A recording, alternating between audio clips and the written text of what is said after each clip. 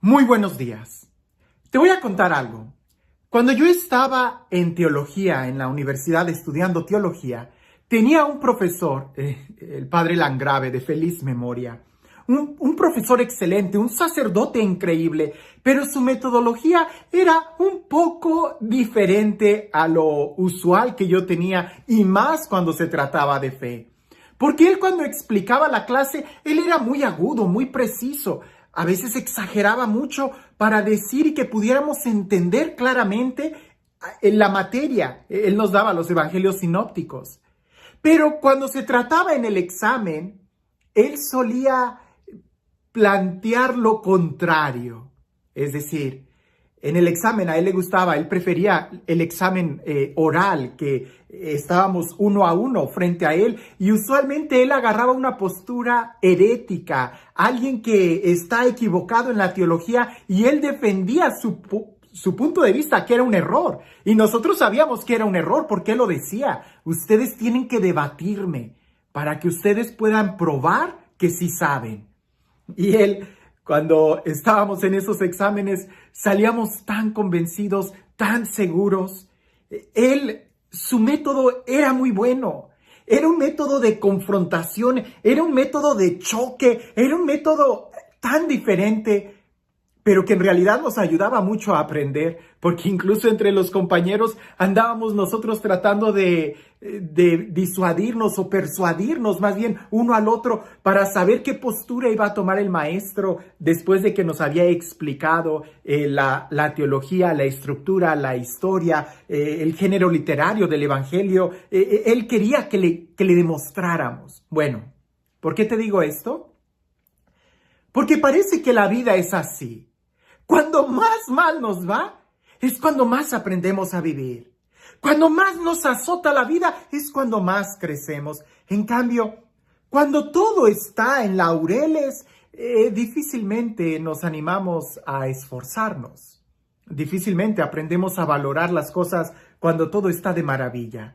Es ahí cuando tenemos algún reto, que es cuando empezamos a crecer. Jesús en el Evangelio el día de hoy parece que utiliza ese método de confrontación, porque en un principio pareciese que él no va a hacer el milagro. Al contrario, parece que hasta regaña. Y al final termina realizando el milagro, pero no sin antes haber pronunciado una enseñanza. Una enseñanza que el día de hoy nosotros tenemos que escuchar, porque Jesús sigue siendo tan desconcertante y al mismo tiempo tan asombroso. Nos sigue maravillando y sigue siendo el mismo ayer, hoy y siempre. Escucha lo que dice el Evangelio. Pasando los 2 días, partió de allí para Galilea, pues Jesús mismo había afirmado que un profeta no goza de prestigio en su patria.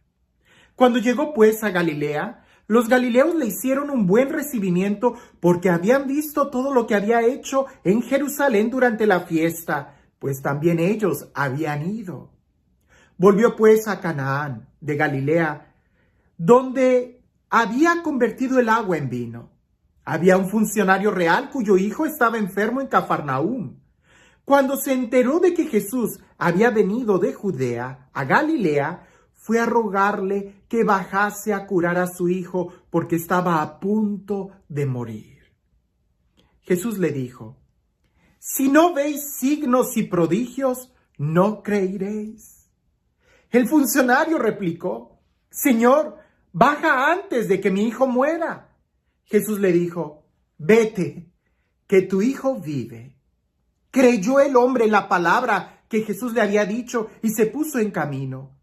Cuando bajaba, le salieron al encuentro sus siervos y le dijeron que su hijo vivía. Él preguntó entonces la hora en que se había sentido mejor. Ellos le respondieron: ayer, a la hora 7ª, le dejó la fiebre.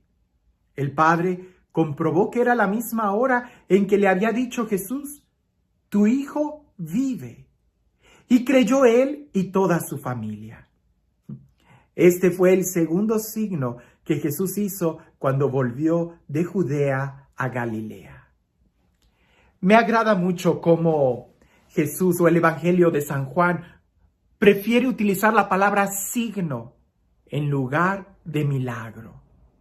Porque al final de cuentas los milagros son signos. ¿Y qué son los signos? Algo que apuntan a una realidad mayor, a algo que está como escondido, que tú por lo pronto no puedes ver.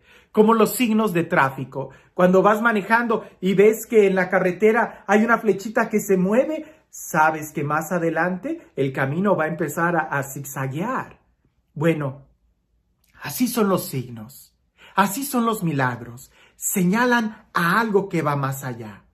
Pero curiosamente Jesús empieza a decir, si ustedes no ven signos, no creen.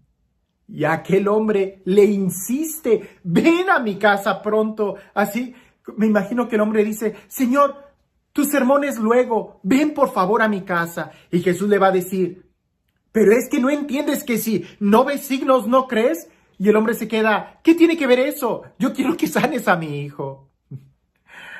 Ay, una vez, lo digo con mucho respeto, con mucho corazón y un corazón de pastor.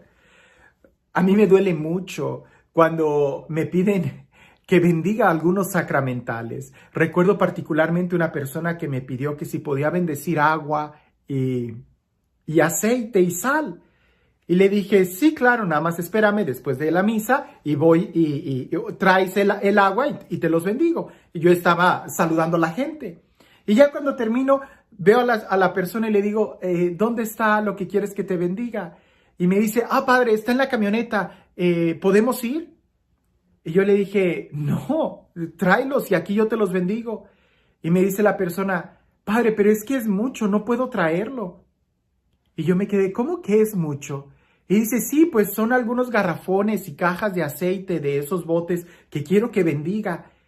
Y yo me sorprendí y le dije, no te estoy entendiendo, ¿qué es lo que quieres que haga? Ella me dijo, pues padre, son varios garrafones, son varios galones de aceite y también son paquetes grandes de sal. Entonces traerlos aquí pues no puedo, están muy pesados. Por eso prefiero que usted vaya al carro. Y yo le dije, ¿para qué quieres todo eso? Y me dice, pues usted sabe, padre, para usarlo, para ahuyentar el mal y esto y esto y esto. Y yo le dije, no estás entendiendo. Los sacramentales son esos sacramentales signos que nos ayudan a nosotros a poder ponernos como en sintonía con la presencia de Dios. Pero tanta agua, tanto aceite, tanta sal, no estás entendiendo, no es superstición. Por ahí cuentan un padre que él dijo que en tal día iba a bendecir agua, sal y aceite y pareciese que la iglesia era más como un Walmart, porque estaba lleno de tantas cosas. Y el padre se sorprendió y dijo, no, hay que dar una catequesis. Es seguramente lo que a Jesús le pasó. La gente quería que Jesús viniera, que lo tocara, que tocara a los enfermos, que hiciera esto y aquello, no sé, que hiciera barro y se lo pusiera en los ojos a todas las personas, que hiciera esos prodigios. Y Jesús dice, ¿es que no creen? La gente sí creía en Jesús, por eso le estaba pidiendo el milagro. Pero exactamente qué clase de fe era la que la gente tenía. La fe que tenía la gente en Jesús era la fe para que lo sanara. Pero esa no es la fe que Jesús quiere. Esa no es la fe que Jesús espera. Esa no es la fe que Él quiere que nosotros tengamos. Entonces, ¿cuál es la fe que Jesús quiere que nosotros tengamos? Pues la fe en la pureza de lo que significa creer y adherirnos. Creer en la palabra de Jesús y adherirnos a Él, a su persona. Jesús le dice al hombre, tu hijo vive, ve. Y el hombre creyó. Ya no necesitó que Jesús fuera y tocara a su hijo. Creyó. Y creyó él y toda su familia. Sorprendente esto, date cuenta. Aquel hijo que sanó, ¿dónde está? Ya se murió. Es decir, los milagros que Jesús hace son solamente signos donde atrás hay una enseñanza. ¿Cuál es la verdadera enseñanza? Vivir. Aprender a vivir, aceptar la vida que Jesús nos está ofreciendo. No es creer en que Dios puede hacer mis caprichos. No es creer en que Dios va a hacer lo que yo quiero que Él haga. Esa no es la fe. Dios es Dios. Más bien la fe que Él espera de nosotros es que nosotros nos abandonemos a su voluntad. Aceptemos su voluntad. Cuidado, no es resignación. Es confianza, es esperanza, es amor. ¿De qué te serviría estar en esta tierra muy sanito si no aprendes a vivir? ¿De qué te sirve estar aquí si no aprendes realmente lo que es el vivir? Mira, me dijeron de un pueblo, así te lo digo como un chisme. Me dijeron de un pueblo donde las autoridades, ¿verdad? Suspendieron las clases para que la gente se resguardara de una epidemia. ¿Y sabes qué es lo que hizo la gente? Se fue a la playa. Y el gobierno fue y los tuvo que sacar de las playas. Les dijo, es que no entienden que es un tiempo para que estés a salvo en tu casa. Ellos dijeron, hay vacaciones, vámonos a la playa, vámonos a las fiestas, a los restaurantes, al cine y a todo eso. No, es que no estás entendiendo lo que se te está dando. Parece que Jesús nos diría a nosotros lo mismo con los milagros. Es que no estás entendiendo que no se trata de pedir esta vida biológica, sino más bien de aprender a vivir y a disfrutar cada día de nuestra vida. Y para eso hay que creer en Él, hay que confiar en Él, hay que conocerlo, hay que aceptarlo a Él. La vida que Él nos da trasciende, es aprender a vivir el aquí y el ahora y para la eternidad. Si tú le tienes tanto miedo al aquí y al ahora, es porque todavía no estás seguro de la eternidad. Es porque todavía no has conocido la vida. Es porque todavía no sabes qué importante es el aceptar a Dios. Oí a alguien que decía, ustedes no le tienen miedo a un virus, ustedes no le tienen miedo a la muerte, no le tienen miedo a morir. En realidad a lo que le tienen miedo es de que no han encontrado la paz. No han encontrado el amor, no han encontrado la confianza. Y ahí sí tienes que tener miedo. Porque aunque no hubiera ningún virus, la actitud y ese miedo encerrado en ti va a continuar.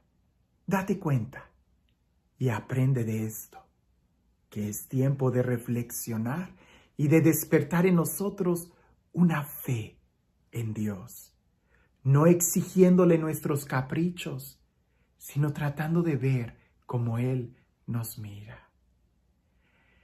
Y este Dios, el Dios del amor, el Dios de la vida, el Dios de la gracia, el Dios que sale a nuestro encuentro, el Dios que nos ama y nos busca, que sea Él quien el día de hoy te bendiga. En el nombre del Padre, del Hijo y del Espíritu Santo. Hablando de diferentes fe. La fe que cree en que se cumpla mi capricho, o la fe en alguien que confía en Dios, que lo ama. Bueno, pues parece que es como el oído. Todos escuchamos, pero todos escuchamos de manera diferente. Había dos primos. Uno de ellos creció en la ciudad, el otro creció en el campo. El del campo vino a visitar al primo de la ciudad porque el primo de la ciudad siempre estaba ocupado en sus negocios. Y aquel primo de la ciudad lo llevó a que conociera el centro, el downtown de aquella ciudad. Y cuando van caminando, el primo del campo le dice, ¡oye, escucha! Es un pájaro. Hay un pájaro que está cantando muy bonito. Y el primo que había crecido en la ciudad le dice, ¿estás loco? Aquí en la ciudad no hay ningún pájaro, no hay ninguna ave. Las aves y los pájaros están en el bosque. Tú sigue caminando que llevamos prisa. Y cuando van caminando, aquel primo del campo agarra una moneda y la deja caer en el suelo. El primo de la ciudad voltea y dice, ¿se te cayó una moneda? Y aquel primo del campo le dice, tus oídos solamente escuchan lo que quieren escuchar. Allá atrás había un pájaro que estaba cantando y tú fuiste capaz de escuchar una moneda que se cayó al suelo. ¿Qué es lo que tú eres capaz de escuchar el día de hoy? La voz y la enseñanza de Jesús que quiere hablarnos a lo más profundo de nuestro corazón. ¿O solamente estás escuchando las malas noticias exteriores y quieres signos maravillosos cuando se te olvida que lo más importante es lo que sucede en el interior? ¿Qué es lo que estás escuchando? ¿Qué tipo de fe es la que tenemos? Que tengas un excelente día.